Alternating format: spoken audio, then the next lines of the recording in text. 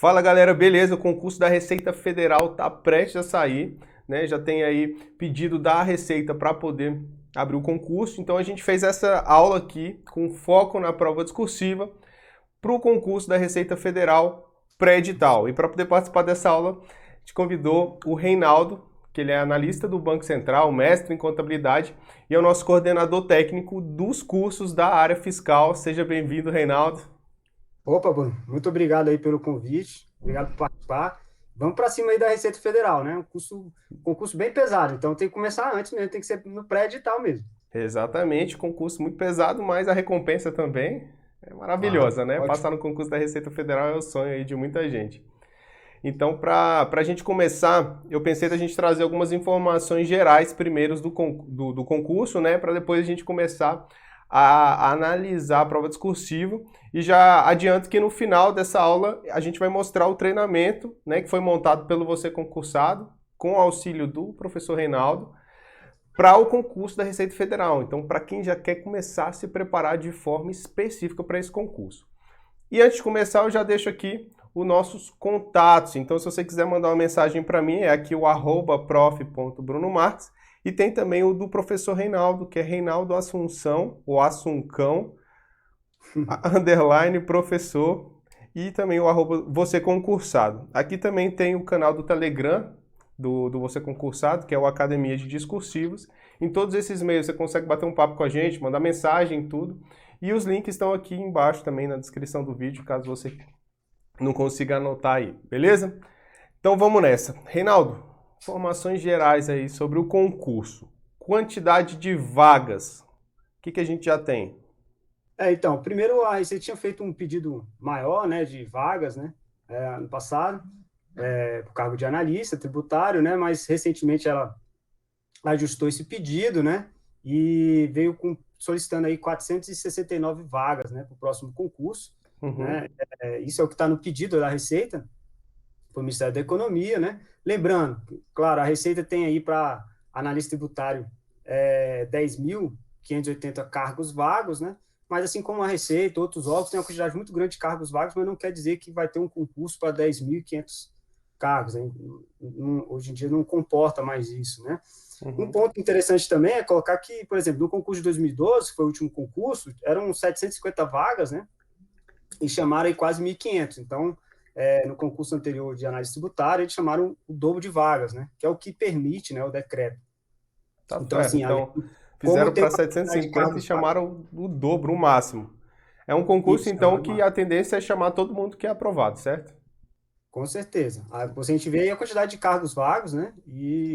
Inclusive, considerando também o pedido anterior, né? Que era muito maior a quantidade de vagas, né? Então, a Uhum. chance é de chamar o dobro aí, que é o que permite o decreto, né? Entendi. Então, seria aí quase o quê? Quase mais de 900, né? Em torno de 900 aí vagas, né? Que aí Massa. tem aquelas Pô, ajustes, né? é muita vaga, cara. É muita Realmente gente. é top. E a data da prova, tem alguma previsão? Então, a data da prova a gente não sabe ainda, né? Para isso tem que ter a autorização, né, do concurso, escolher a banca, todo aquele trâmite. Uhum. Mas conversa de corredor aí nos corredores da Receita é que seria autorizado no segundo semestre desse ano, né? Para ser o pessoal ser nomeado ainda em 2022, né? Então, previsão aí final, a prova ser final desse ano, começo do ano que vem, né? Então, Certo. mas a autorização sai no segundo semestre desse ano. Massa. Lembrando, né, que os últimos concursos que foram autorizados, PF, PRF, né, em ambos os concursos, os órgãos pediram para reduzir aquele prazo entre a publicação do edital e a prova, né, que o decreto coloca 4 meses, né, e eles solicitaram a redução para 2 meses, conseguiram, né, e Uhum. é o que é falado também em Rádio Corredor aí, é que a Receita também vai pedir essa redução. Então, quem pensa, quando você é edital, eu estudo, não dá, pessoal. Não vai dar tempo, então.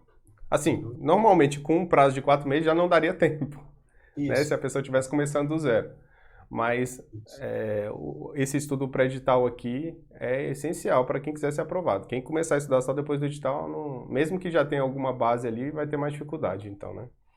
Aí fica para o próximo concurso, né? Porque fica difícil mesmo. Beleza. Exigência para o cargo de analista tributário. Como é que é? No cargo de analista tributário é qualquer curso superior. Você pode, professor, sou dentista, posso? Pode, tem vários, inclusive. Você for perguntar ao pessoal da Receita em médico, né? Tem todos os cursos lá. Então, não Uhum. tem... Uma restrição tem que ser só ter um curso superior. Inclusive, muita gente pergunta, professor, e tecnólogo? Pode ter tecnólogo, Ah, desde que pode. a instituição, né, que você fez o curso Uhum. seja aprovada pelo MEC. Certo. Então tá. Curso superior aprovado pelo MEC, inclusive o cargo de tecnólogo aí. Certo? Isso. Isso. Beleza. Carga horária do concurso. Né? Tem aqui que a carga horária é de 40 horas semanais, né? Seria aí 8 horas diárias. Como é que tá isso? Realmente é esse quantitativo? A previsão é de 40 horas, né, o que está na norma, né, mas a gente tem que lembrar que a pandemia, né, que a gente está passando, ela trouxe diversas alterações, né, no funcionamento dos órgãos, dos diversos órgãos públicos, né. Uhum. Então, hoje a gente tem uma quantidade muito grande de servidores, né, quase a totalidade de alguns órgãos, no teletrabalho, entendeu? Então, muitos órgãos estão com programa de gestão, né, onde não tem mais aquela... Vai reduzindo essa regra de horário, né, parte a ser mais a entrega do servidor, né? Uhum. Sim, a regra é 40 horas semanais, a gente tem que partir da regra, né, que vai estar no edital, né, mas lembrar justamente isso, né? Teletrabalho, programas de gestões, né? Então, Sim, tá muita a pandemia trouxe muita flexibilidade quanto a isso. sim. E quem está fazendo o concurso da Receita Federal não vai ter problema nenhum em trabalhar 8 horas, afinal vai estar fazendo aquilo que gosta, né? Que é um trabalho aí gratificante. Então, quem está fazendo concurso não está preocupado em querer trabalhar pouco, né? Quer trabalhar, vai querer entregar, vai querer tá exercendo aquela atividade ali que é tão importante para o Estado, né? É, e vai estar sendo bem remunerado, né? A gente tem aqui a remuneração para o cargo de analista tributário, a previsão é de 11.684 inicial, né? Chegando até 18 mil o salário final. Isso aqui é o valor bruto, né? Que sai ali como no edital, certo? Mas na prática, será que tem algum agrado a mais? Esse valor final aí já está incluso o bônus, né, que hoje, como ele não está regulamentado, é de R$ 1.800, né? Mas além desse valor, né, você vai receber o ticket de alimentação, em torno de R$ 450, tem auxílio creche, se não me engano, né? Então tem mais uns auxílios, mas bem residuais Hum, os valores. Tem o adicional de fronteira também, né? Dependendo da pessoa que estiver na fronteira, vai ter um ganho a mais, né? Além também você, a partir de um período, né, você pode também ter uma função, né? Uma função uhum, comissionada, né? Se uhum. algum cargo de chefia, coordenador, algo assim, né? Que aí vai ter um acréscimo ainda maior no salário, sem contar, né, que saindo a regulamentação desse bônus, né, a expectativa é que cresça esse valor desse bônus. Que hoje, né, para a cargo de analista tributário, está em R$ 1.800, só que você não recebe desde o começo, né? Você vai receber ele só depois de um período, né? Uhum, Que você começa a receber ele na sua plenitude. certo. E eu costumo falar para a galera o seguinte, poxa, com esse salário, o que que você faria, né? Como você mudaria a sua vida, né? Pelo menos para mim, quando eu comecei a receber o meu salário lá como analista do Tribunal de Contas do Distrito Federal, a vida mudou completamente, né? Porque eu aprendi a viver ali com 2 mil, depois você começa a ganhar acima de 10, você, opa, calma aí, dá para fazer muita coisa. Você lembra o que que você fez com o seu primeiro salário? Caiu o seu primeiro salário, já era acima de 10 mil, né? Você é analista do Banco Central. Mas como é que foi? O que que você fez com esse salário? Cara, então, a gente, lá no caso do Banco Central, já tinha ideia mais ou menos de que estava para sair a nomeação, né? Uhum. E aí tinha enrolado um tempo, né, para nomear, e, e aí saiu uma promoção, próximo da nomeação, assim, saiu uma promoção para ir para Las Vegas. Eu falei, a passagem era super barata, e Só, aí eu falei, cara, só vou para Vegas. Ah. só Vegas só. E aí eu fui para Las Vegas com a mala que tinha duas camisetas e uma cueca, né? E uma Aham. mala pequenininha Mala e vazia, né? vazia, Praticamente. inclusive na alfândega lá, na hora que fui fazer a imigração ali, né? O cara achou estranho minha mala, né? Aham. Levou lá para tinha que fazer uma revista extra lá, né? Mas aí o pessoal perguntou o que fazer no Brasil, já era concursado de outro órgão, e aí me liberaram rápido. Mas assim, eu Uhum. fui com a malinha e comprei tudo lá. Comprei roupa, tênis, comprei até terno. Não, vou trabalhar no Banco Central, vou trabalhar de terno, agora eu comprei um terno, né? Aproveitou E o aí, quando outlet o lá salário de Las Vegas, então. comprei uma mala grandona para trazer tudo isso. E Massa. aí, meu primeiro salário foi para pagar as compras que eu tinha feito na viagem. Legal. Massa, então. Você usou para viajar, para poder fazer compra e tal. Tem gente que vai usar para poder pagar algumas dívidas, tem gente que vai usar para já poder dar uma entrada num carro bacana, tem gente que vai usar para poder talvez ali quitar um financiamento de imóvel ou já começar a procurar um imóvel, né? Então, assim, tem uma série de possibilidades. Esse salário permite uma mudança significativa. Então, é uma motivação, sim, para você poder estudar para o concurso. E, por fim, tem aqui a validade, né? No edital passado, a validade foi de 6 meses, prorrogado por mais 6 meses. Então, o órgão, né, Receita Federal, teve o prazo de 1 ano para poder chamar os candidatos que estavam ali aprovados, né? E nesse 1 ano já chamou acima da quantidade de vagas, chamou o máximo que era possível, né? Então acredito que nesse próximo concurso deve vir algo semelhante. O que você acha? É, a tendência é algo semelhante, ou às vezes a gente pensa até uma expectativa de aumentar o prazo de validade do concurso, né? Como às vezes tem uma restrição orçamentária, né? Caso o concurso agora saia no final do segundo semestre, né? Ano que vem tem eleições, então às vezes Uhum. eles colocam um prazo de validade um pouco maior, né? Para ter um pouco mais de flexibilidade, né? Em relação para os períodos que não pode ter alguma nomeação, né? Então, por ter mais margem, vamos dizer assim, de manobra, né? Então, a Certo, possibilidade, às vezes, de aumentar esse prazo de validade. certo. Bom que aí tem mais tempo para chamar os excedentes também, né? Então, quanto melhor for sua classificação, melhor para você também. Porque, por exemplo, se tem lá 1 ano, se você é chamado na primeira turma e aí tem uma galera que é chamado na segunda, por mais que os dois tenham sido chamados no concurso, a galera da primeira turma ali já ganhou salário durante 6 meses, né? 6 meses, 7, 8, talvez até 11 meses ali. 11 meses de salário é mais de 100 mil reais, né? Então, a gente está falando de ganhar 100 mil reais a mais ou menos, a depender da sua classificação no concurso, certo? Então, o objetivo é estar ali nas primeiras classificações. E para E isso, são os né? detalhes de pontos mínimos, assim, só para colocar uma curiosidade aqui, que no meu caso, no meu concurso do Banco Central, é, entre a turma, o pessoal que entrou na primeira leva e entrou na segunda leva, eu entrei na segunda leva, o pessoal que entrou na primeira leva, o último da primeira leva, estava, se não me engano, coisa de 1 ponto só na minha frente. Um O cara ponto. estava na minha frente mesmo, estava 0,01 na minha frente. Nossa. Realmente. E essa é a tendência. O concurso está cada vez mais disputado, né? Então as notas vão ficar muito próximas ali. Então cada décimo vai fazer diferença e pode ser essa diferença que vai custar aí 100 mil reais, né? Que é o cara que é chamado para o que fica para a próxima turma. E também vai acontecer daquele que é chamado para o que foi eliminado, porque não vai ser chamado. E aí a gente está falando de 100 mil, a gente já está falando de casa de milhões, porque aí é um salário que ele receberia a vida inteira, que ele vai deixar de receber porque, né, tem ali um mínimo para ficar dentro das vagas. E aí, quando a gente começa a analisar por essa perspectiva, a gente começa a perceber que a estratégia é importante. E a estratégia é em focar na maior nota, independentemente de onde que é. Por exemplo, lá no concurso do Banco Central que você passou, importava se a nota veio da prova objetiva ou da prova discursiva? No final não importava. O que importava era a nota final, certo?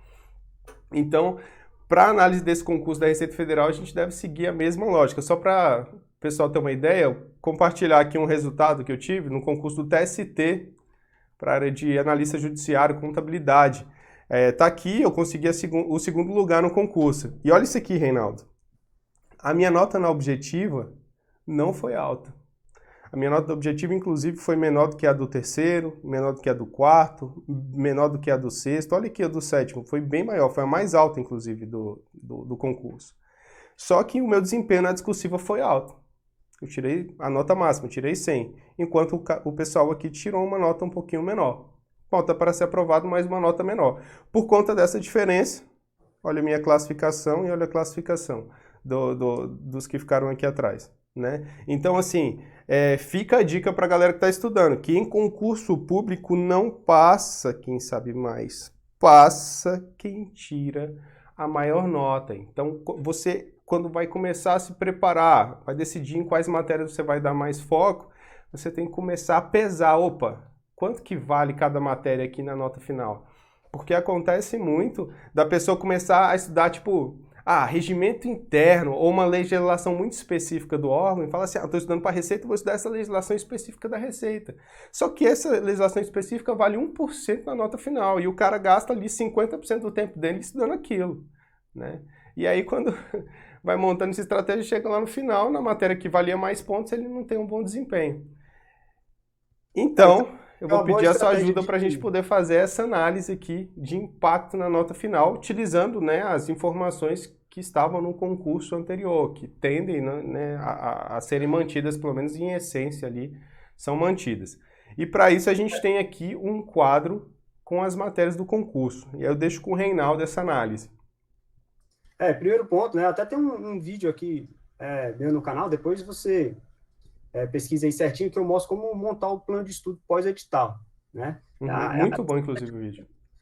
As estratégias que eu segui, né? Quando eu estudei, porque quando sai o edital, você tem um prazo fixo, né? Até a prova, né? E você tem que otimizar seu tempo, né? Uma coisa que a gente tem escasso é tempo, né? Então, uma forma de você abarcar todo o conteúdo do edital, mas sem de uma forma proporcional ao peso e à quantidade de disciplina, a quantidade de matéria daquela disciplina, e também a sua facilidade ou dificuldade com cada disciplina, né? Então, a gente faz um ajuste aí para você bem focado. É a forma que eu utilizava e, assim, eu vejo que funcionava bem, entendeu? Não só comigo, com outras pessoas também que eu apresentava isso. Então, vamos lá. Vamos ver as matérias aí, né? São 8 matérias, né, no concurso do analista da Receita. Tem as matérias com peso 1 e peso 2, né, seja de conhecimentos gerais ou específicos, né? Então, a gente vê, por exemplo, a matéria de língua portuguesa tem um peso 2, né? Teve um peso 2 no último concurso, né? Também direito constitucional e administrativo também tinha um peso 2, é uma quantidade significativa, né, de questões. Valia Direito 50 tributário. pontos, né, a prova de direito constitucional e administrativo. Isso, vai um ponto significativo aí, né? A segunda maior pontuação. Sim. A gente tem aí também direito tributário, contabilidade geral, né, com peso 2 também, e legislação tributária e aduaneira também com peso 2, né? Então, a gente vê que algumas matérias têm um peso maior na prova, né? Sim. Isso é importante para você também ajustar o seu estudo. E um caso importante que sempre teve nos últimos concursos da Receita Federal é que você tem que tirar um mínimo por disciplina. Então, não pode fazer aquela ideia, eu não sei nada de espanhol e de inglês, e vou deixar isso de lado, já entro na minha prova aqui, vamos dizer assim, né? Eu, como contador, provisionando 10 questões para perda, né? Não pode, porque você tem que acertar no mínimo 4 questões dessas 10 de espanhol e de inglês, né? Então, isso é uma coisa muito importante, porque às vezes a pessoa é eliminada do concurso por causa de uma nota altíssima, mas de uma disciplina específica ficou faltando uma questão. Então, isso é importante você preparar um plano de estudo que abarque todas as disciplinas, né? Lógico, proporcionalmente ao peso, mas que você passe por ter um conhecimento mínimo, vamos dizer assim, né, de todas, para você conseguir tirar esse mínimo de 40% por disciplina. Né? E depois ele soma tudo e aí exige um mínimo de 60% no conjunto das provas, né? Então, se o candidato tirar 40% em todas as matérias, por mais que ele atenda esse primeiro critério, ele não vai atender o segundo. Certo? Não atende o segundo, né? Então, assim, você tem que ir melhor em algumas disciplinas, por forma da média de dar 60%. Né? E interessante a gente ver aqui, né, que a dissertativa era uma questão, né, e valia 100 pontos. Então, ela tem um peso aí de quase 30% da nota, né? E é o que segue mais ou menos padrão nessa área fiscal, né? Vou pegar o histórico aí. Já teve um peso maior discursiva no concurso da Receita, mas se a gente pegar a área fiscal de uma forma geral, está em torno aí de 25% aí do peso da discursiva, dissertativa na nota final do concurso. Sim. Realmente, então, a gente tem aqui de percentual, vou botar num gráfico aqui para a galera que estuda para Receita, gosta de gráfico. Você tem aqui, então, a prova discursiva, né, com um impacto mais significativo.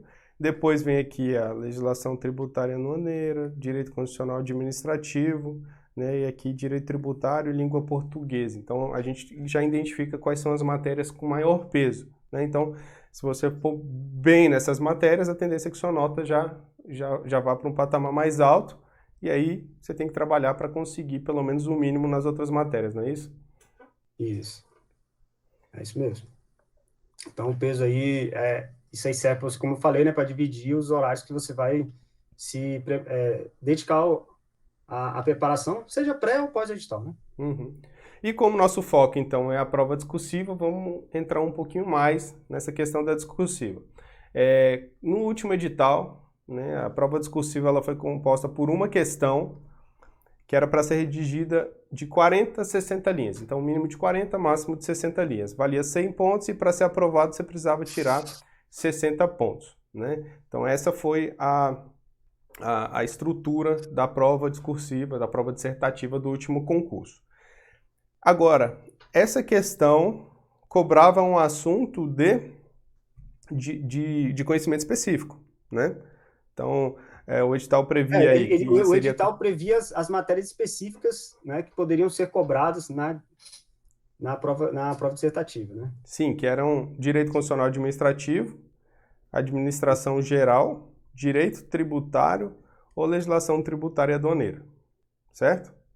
Isso mesmo. E aí aqui é até interessante porque ele coloca EIO, no edital veio EIO. Então ele poderia pegar uma questão e mesclar, né, conteúdos de matérias diferentes. Poderia cobrar direito constitucional junto com direito tributário, junto com legislação tributária, por exemplo. Né? Uma questão ali interdisciplinar. Então essa era uma possibilidade que o edital trazia. E aí, quando a maioria das pessoas analisa isso aqui, Reinaldo, eles pensam o seguinte: ora, se a prova discursiva vai cobrar direito constitucional administrativo, administração geral, direito tributário, legislação tributária, então eu só preciso estudar essas matérias. Porque eu não, quando chegar no dia da prova lá, se eu souber o conteúdo, eu me dou bem na discursiva. E não é bem assim, né? A gente sabe que saber o conteúdo por si só, não garante uma boa nota na discursiva. Se garantisse, não tinha gente eliminada na discursiva, né? Porque você concorda comigo que as pessoas que conseguem ter a discursiva corrigidas, elas são as pessoas mais bem preparadas, ou seja, as pessoas que mais têm conhecimento técnico a respeito do assunto, porque senão não teriam conseguido uma nota na prova objetiva. Mas mesmo assim, tem um percentual grande que acaba sendo reprovado. Não é isso? É isso, é aquela ideia, né? Que assim, muitas vezes você sabe aquele conteúdo, né? Mas entre você saber aquele conteúdo e você conseguir passar aquele conteúdo para alguém, né? Ou no caso da prova dissertativa, você passar aquele conteúdo que você tem, né, guardado na sua cabeça ali por papel, não é todo mundo que tem essa facilidade, né? Então, assim, não basta só saber o conteúdo, você tem que saber passar aquele conteúdo por papel. E para isso tem técnica, né? Tem uma estrutura que você pode seguir para poder tornar o processo mais simples, né? Mais rápido, que a gente sabe que é importante também que você faça uma discursiva rápido, porque tem um tempo para a prova e tudo, né? E efetivo, porque você vai conseguir trazer todas as informações para conseguir essa boa nota. Inclusive tem uma pirâmide do aprendizado, né? Que ele traz... Se você falar do pirâmide, volta aqui no slide da questão da prova dissertativa, tem um ponto importante também. Muitas vezes a gente, em concurso público, está acostumado a fazer prova discursiva, dissertativa de 30 linhas. Né? E tem meio que aquele padrãozinho, né? Aquela formulazinha. Quando a gente pega uma questão dissertativa de 60 linhas, né? A gente vê que as pessoas tendem a ter uma dificuldade maior se ela não tiver treinada para isso. Então, por isso é importante você treinar, né, bem para conseguir escrever as 60 linhas, né? Utilizar o máximo de espaço ali da prova discursiva, né? E conseguir passar o máximo de conteúdo, né? E é interessante você tocar nesse assunto, porque a gente teve, né, na verdade, vários alunos estudando para a área de controle, em que as provas são 50, 60 linhas, tem até o Tribunal de Contas do Santa Catarina, que a previsão é de 90 linhas, e aí a gente vai corrigir as primeiras redações. É interessante a gente ver como a letra é diferente do início do texto para o final. No início do texto a letra é bonitinha, redondinha e tal. Chega no final, ali na linha 40, 50, a letra já está um garrancho. Fica difícil até de ler. E aí a resposta dos alunos é: professor, minha mão começou a doer. Eu não estava escrevendo, não estava preparado, não estava treinando. E aí a mão é um músculo, né? Você começa a escrever. Aí como é 60 linhas, cansa mesmo. E aí, imagina isso depois de uma prova objetiva que você teve que preencher ali o gabarito ainda. Né? Aquele gabarito com bolinhas ali e tal. Então, é um exercício que precisa ser feito com tempo para que você possa até pegar esse ritmo de escrita mesmo, né? Porque a gente não está acostumado mais a escrever. Hoje é só computador, celular, etc. Então foi muito bom você ter levantado isso. Isso. E o outro benefício também desse estudo da discursiva, antes de sair o edital, né, nessa fase pré-edital, é justamente por conta dessa questão da pirâmide de aprendizado, né? Então, a gente vê aqui que só ler um conteúdo vai te trazer aí 10% de absorção, de aprendizado acerca desse assunto. Agora, se você explicar, resumir, estruturar, definir, generalizar, elaborar, ilustrar, ou seja, pegar a informação e repassar essa informação para outra pessoa de forma organizada, isso aí faz com que seu aprendizado vá lá para cima. E é exatamente isso que a gente faz aonde? Na discursiva. Isso. Na discursiva, ela tem que... É a hora do 95% mesmo. Né? Você pega ali uma questão, né? E você tem que... Você lê a questão, tem que puxar todo aquele conhecimento que você tem na sua cabeça, estruturar aquele conhecimento e conseguir colocar no papel de uma forma que quem for ler aquele texto vai conseguir entender, né, a sua resposta, né? Então, é a hora que você consegue fixar bem o conteúdo, né? E ainda mais você está utilizando, vamos dizer assim, vários sentidos, que você está escrevendo, né, no papel ali, né? Coisa que às vezes a gente hoje em dia não utiliza muito pouco, né? Então, isso faz você fixar muito bem aquela matéria. Então, quando a gente pensa o peso da discursiva, né, junto com os conteúdos que vão ser cobrados, que podem ser cobrados na discursiva, você vê o tanto que, ao você treinar a discursiva, né, você está sedimentando muito bem aqueles conteúdos, né? Exato. Então, o treino para discursiva, além de te ajudar a garantir uma boa nota na prova discursiva, vai estar ajudando você a fixar os conhecimentos que você precisa adquirir para a objetiva, né? Que são as matérias de conhecimento específico. Então, é importante você treinar a técnica de discursiva com temas, né, selecionados e voltados para as matérias que vão ser cobradas na prova objetiva. Né? Por isso que é importante um treinamento aí direcionado. Os bancos costumam cobrar, né? E a gente pega normalmente o que as bancas costumam cobrar. Tem alguns conteúdos que são mais recorrentes, né? Alguns a gente fala quase que a banca praticamente repete mesmo o tema, né? O assunto, né? Repete assunto. São assuntos chaves, né? Eles acabam repetindo. E não é à toa que em alguns cursos a gente já acertou, né, as questões que vieram na prova discursiva, porque a gente selecionava temas ali com base nos editais passados, nas provas anteriores e tudo da banca, e aí acabava que não tinha muito para onde fugir, a banca ficava até sem opção e acabava tendo que colocar um tema semelhante àqueles que o aluno já tinha treinado no nosso curso. E aí imagina você chegar no dia da sua prova e cair um tema que você já escreveu sobre ele, né? A tranquilidade e a paz que isso não vai te dar na hora de resolver. Ajuda muito, né? Porque você lê uma coisa e você, nossa, tá aquela tensão, né?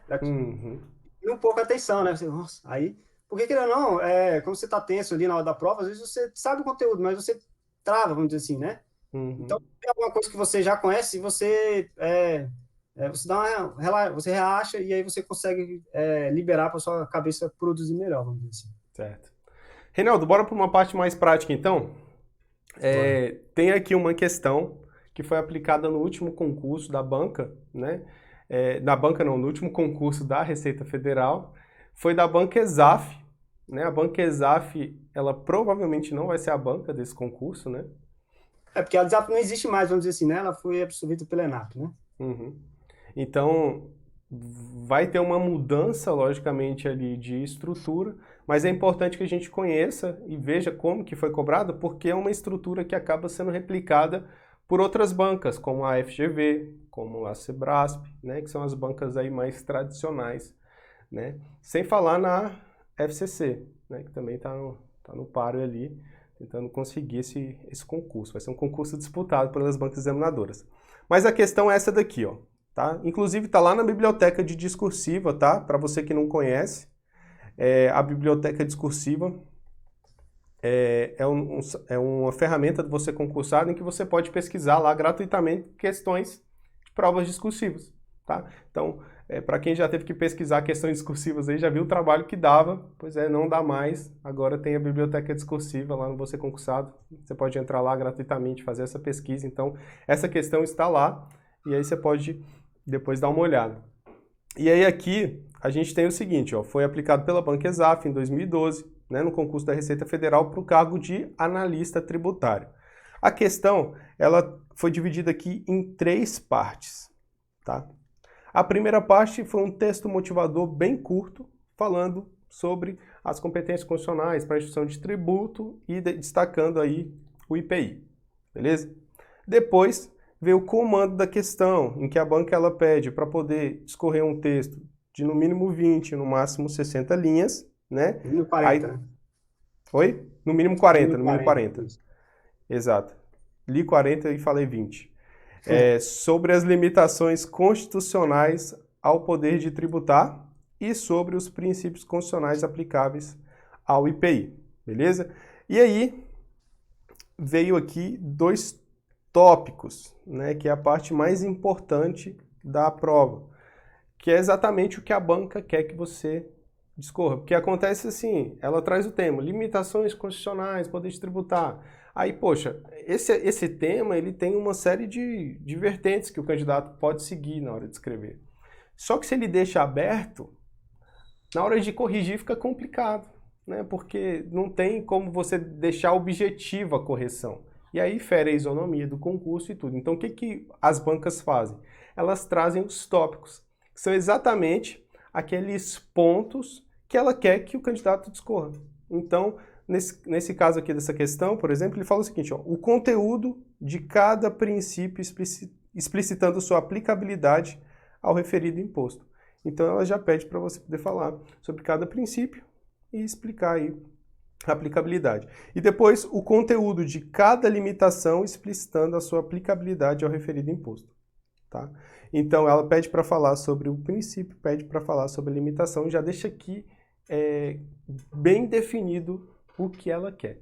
E aí o candidato vai ter que responder exatamente a isso. Então, às vezes, tem gente que tem muito conteúdo, que sabe muito sobre a matéria, mas acaba viajando por não seguir os tópicos, né?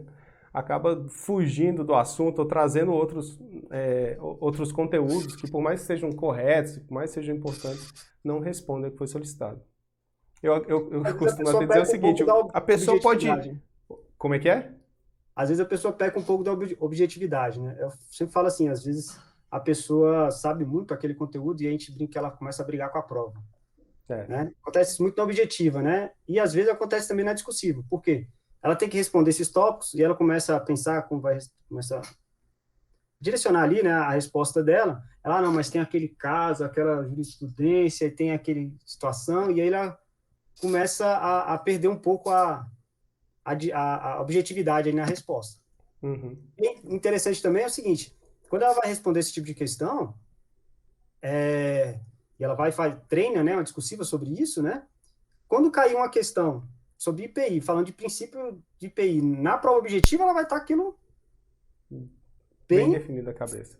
Vai saber. Bem fixo, né? Vai tirar de letra. Porque ela já teve que pegar o assunto, organizar o assunto, escrever sobre o assunto, conferir o gabarito daquele assunto, né? E se ela fez a discursiva e errou alguma coisa, aquilo ali ainda vai fixar ainda na cabeça. Pô, errei aquilo ali na prova discursiva, não vou errar mais. Então, realmente, é uma forma de aumentar muito o nível de aprendizado dando para discursiva. Inclusive, esse tema está lá na área do aluno, está no curso, né, disponível. O professor Reinaldo, junto comigo, a gente montou, inclusive, propostas de resolução para essa questão, para você ter uma ideia de como aplicar a técnica de discursiva respondendo a esse assunto. Já teve algum desafio? Você conseguiria fazer essa questão agora, se fosse dado para você que está assistindo esse vídeo, né? Você teria dificuldade de organizar as informações ou não, né? Então, isso daí já pode ser um parâmetro para dizer o seguinte, ó, eu acho que eu preciso dar para discursivo, né? E aí eu coloco introdução, eu preciso colocar introdução, conclusão, eu faço cada ponto, eu coloco em um parágrafo, eu posso dividir em vários parágrafos, né? Uhum. Como que eu vou organizar esse conhecimento que eu tenho na minha cabeça para passar isso examinador para a banca, né? Exato. São muitos detalhes, são simples, depois que a gente define, fala, faz isso, isso e isso, fica fácil, né? Mas para quem não tem acesso a essa informação, realmente acaba se perdendo ou tendo um pouco mais de dificuldade do que quem já se preparou com antecedência, né? Como eu estava falando lá atrás, eu costumo dizer o seguinte, que numa discursiva, o candidato ele pode fazer uma redação ali com a cura da AIDS, cara. Se não for a cura da AIDS que o examinador está pedindo, é nota 0. E depois o examinador vai pegar a sua prova, rasgar e jogar no lixo. Então, você escreve para o examinador. Então, ele vai escrever o que o examinador quer, não o que você acha que é importante, né? Essa mudança também de visão é interessante, porque muita gente quer escrever bonito, quer passar opinião. Cara, você tem que escrever para o examinador, é o que ele quer ouvir, pronto, né? Essa é a essência, é o princípio básico de uma prova discursiva, beleza? E agora, a gente vai passar aqui para vocês a estratégia que a gente acredita ser a melhor para se preparar para a prova discursiva da Receita Federal. Em suma, é dividido em dois pilares, né? Duas partes. Primeiro, é aprender a técnica de dissertativo. Então, é aprender a escrever um parágrafo de desenvolvimento, organizando as ideias dentro desse parágrafo, aprender as regras de apresentação e aprender as regras específicas de uma peça de 40 a 60 linhas, né? De uma dissertativa com esse quantitativo de linhas. Você vai fazer a introdução, você não vai, como é que vai dividir os parágrafos. Então, tudo isso está aqui na técnica discursiva. E a segunda parte é praticar. É você pegar e colocar em prática. Ninguém aprende a andar de bicicleta só lendo livro. Ninguém aprende a dirigir um carro só vendo as aulas teóricas. Precisa colocar a mão na massa, precisa praticar. E é justamente o segundo pilar, que é praticar o máximo possível, né? No nosso treinamento, inclusive, há um plano em que você pode praticar semanalmente, que é a academia discursiva, né? Você tem ali toda semana direito de mandar uma redação e aí você consegue toda semana estar praticando. Imagina quando chegar lá no final do ano, quando sair esse edital, quando tiver a prova, se você tiver feito uma discursiva por semana até lá. Cara, vai ser quase impossível você não tirar uma nota boa nessa prova discursiva. Praticamente Sem impossível. contar, né, Bruno, que esse plano de treinar uma por semana tem a vantagem também, assim, que, como eu falei, né, às vezes a pessoa está acostumada com a discursiva de já fazer uma discursiva de 30 linhas. Então, beleza, então ela tem que evoluir de uma de 30 para uma de 60. Né? Lembrando que a ideia é sempre você escrever o máximo ali, usar todas as linhas, né, passar mais informação possível para o examinador. Uhum. Mas também tem aquela pessoa que não está acostumada a escrever nenhuma dissertativa, nenhuma discursiva, nenhuma redação.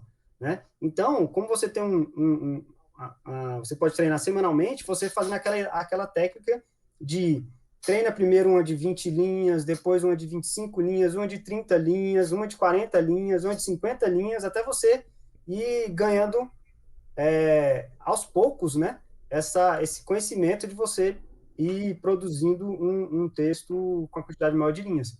Né? Então, isso aí é realmente... começar aos poucos, né? Começar aos poucos. Isso. Ora, se uma peça de 60 linhas vai ter ali, sei lá, 6, 7 parágrafos, a diferença para uma de 20 vai ser que a de 20 tem 2. Então você começa fazendo a de 20, vai ajustando os parágrafos ali, não perde muito tempo escrevendo errado, né? Vai fazendo. Opa, nas de 20 já estou começando a me sair bem, vou para a de 30. Aí você faz um texto com 3 parágrafos, 4 parágrafos. Aí depois você vai para uma de 50, né? E aí, quando você vê, você já está fazendo a sua redação de 60 linhas tranquilamente, porque vai ser basicamente replicar a mesma técnica em todos os parágrafos. Né? Inclusive a mão, né, vai acostumando também. A mão vai acostumando, a musculatura vai acostumando. Exato. E aí a discursiva vai se tornar vai se tornar o seu diferencial. Né? Você vai para a prova já sabendo o seguinte, poxa, se eu nem for tão bem na objetiva, na discursiva eu consigo tirar essa diferença, porque eu já estou seguro de que eu vou fazer uma boa discursiva, que eu vou conseguir uma boa nota. Isso acontece bastante. E para poder te auxiliar nesse processo, a gente montou o curso de discursiva para a Receita Federal, focada no cargo de analista tributário, né? Então, tem eu ali ensinando a técnica, montando as propostas de resolução, e vai ter o professor Reinaldo nessa coordenação técnica, ele que vai buscar os temas, adequar os temas ao edital, buscar temas anteriores, trazer temas inéditos, né? Sempre buscando as matérias ali que são mais importantes para o concurso, né, Reinaldo? Isso. A gente pega essa nossa base que a gente tem, né, da biblioteca discursivos, isso dá uma ideia muito boa para a gente entender dentro daqueles assuntos quais são mais cobrados, dentro do perfil de determinada banca, o que, que ela gosta mais de cobrar dentro daqueles assuntos, né, porque a gente tem mais de 10 mil temas discursivos, né, e além disso, e aí a gente vê também o perfil da banca, se ela gosta de cobrar coisa nova ou não, ela não é muito ousada, vamos dizer assim, ela gosta de cobrar aquele, vamos dizer, feijão com arroz, entendeu? E com isso a gente vai buscando temas que são interessantes para aquele concurso, né? E montando também temas inéditos, então, de situações que são mais recentes, né? Principalmente para essas bancas que gostam, né, de coisas mais atuais, né?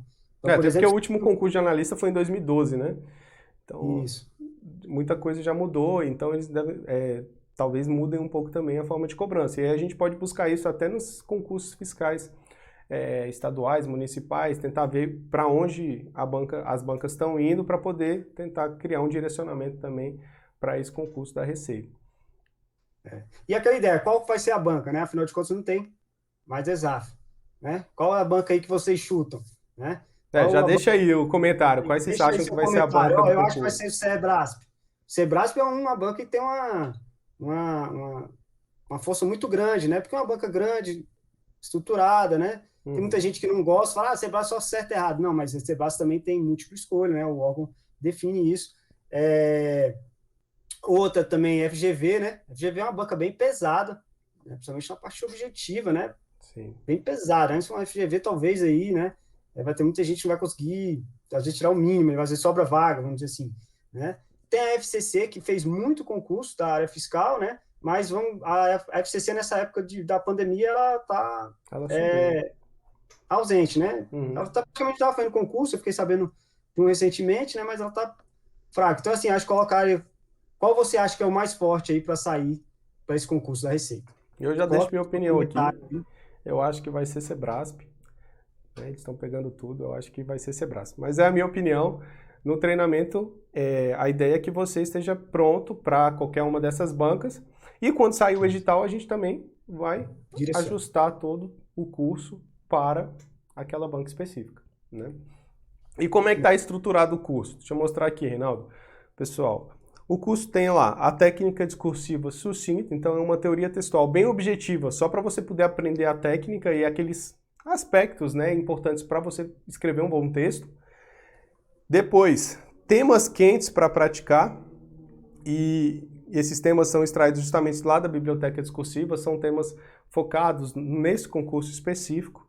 Correções individualizadas, e aí aqui vai depender do plano que você escolher, você vai ter um quantitativo de correções, aí essas correções são feitas com base no espelho das bancas examinadoras, né? Então a gente vai ali estruturar a questão de desenvolvimento de tema, apresentação, expressão, ver a gramática também, porque às vezes você tem um errinho que você sempre comete, aí com alguém corrigindo para você, você consegue verificar esse erro, e aí parar de cometer, então já são alguns décimos que você deixa de perder na sua prova, né? Sem falar que esse treinamento com correção é fundamental para a sua evolução, né? Vai tornar a sua evolução muito mais rápida. Por quê?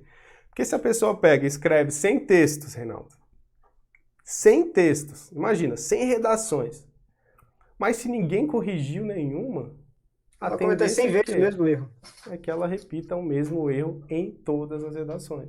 Então não adianta nada fazer muito, né? Tem que ser qualidade, tem que ser efetivo. Então você faz uma redação, alguém corrige, aí você vê quais são os erros, opa, agora eu tenho onde melhorar. Aí você faz uma outra redação tentando melhorar aqueles pontos, vão aparecer outros erros, e aí até chegar um ponto que não vai ter mais erro nenhum.